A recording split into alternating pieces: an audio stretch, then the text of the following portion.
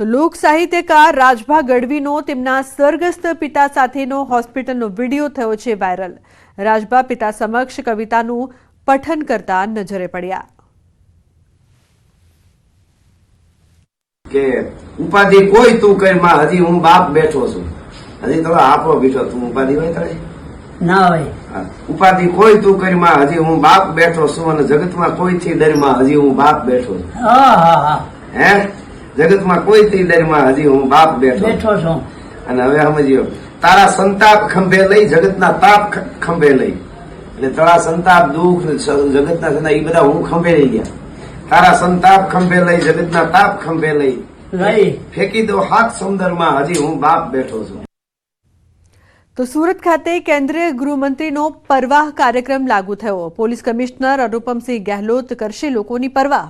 Police કમિશનરે કહ્યું લોકોના જીવ બચાવવા અકસ્માત અટકાવવામાં કાર્યવાહી કરાશે।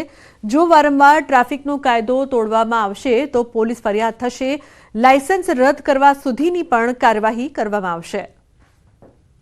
में जो रोड पर जो अकस्मातों न थाय एना माटे जो हमारा रोड जो पैसेंजर છે रोड यूजर છે व्हीकल यूजर છે एना અમે પરવાહ કરીએ છીએ અને આ હિસાબથી બી અમે લોકો સતત અમારા કાર્યક્રમો ચાલુ રહેવાના છે। ઇમ્પ્લિમેન્ટેશન અમે લોકો અત્યારે અવેરનેસ થઈ ગયા। अब इम्प्लीमेंटेशन स्ट्रिक्ट इम्प्लीमेंटेशन कामगिरी भी पुलिस થઈ રહી છે लेकिन આવનાર દિવસોમાં અમે લોકો और કરીશ। તો સ્કૂલને બોમ્બથી ઉડાવી દેવાની ધમકી ભર્યો મેલ મળ્યો છે। ઘટનામાં પોરબંદર દ્વારકા હાઈવે પર આવેલ નેવલ ચિલ્ડ્રન સ્કૂલને બોમ્બથી ઉડાવી દેવાની ધમકી ભર્યો મેલ મળતા આ મામલે સ્કૂલના પ્રિન્સિપાલે ઉદ્યોગનગર પોલીસ સ્ટેશન ખાતે ફરિયાદ નોંધાવી છે। અજાણ્યા આરોપી દ્વારા મેલ કરવામાં આવ્યો હતો જેમાં જણાવવામાં આવ્યું હતું કે સ્કૂલમાં બોમ્બ મૂકેલ છે અને સ્કૂલને ઉડાડી દેવાની ધમકી આપી। મેલમાં બે કોમ વચ્ચે દુશ્મનાવટ ફેલાય તેવા શબ્દોનો પણ ઉપયોગ કરવામાં આવ્યો। તકેદારીના ભાગરૂપે સ્કૂલમાં ભણતા બાળકોને ગઈકાલે સ્કૂલમાંથી રજા આપી દેવામાં આવી હતી। આ અંગેની જાણ થતાં જ બોમ્બ સ્ક્વોડ એલસીબી તથા એસઓજી સહિત પોલીસ દ્વારા ઘટના સ્થળે પહોંચી તપાસ હાથ ધરવામાં આવી હતી। જો કે ઘટના સ્થળેથી કોઈ વાંધાજનક ચીજવસ્તુ મળી નહોતી।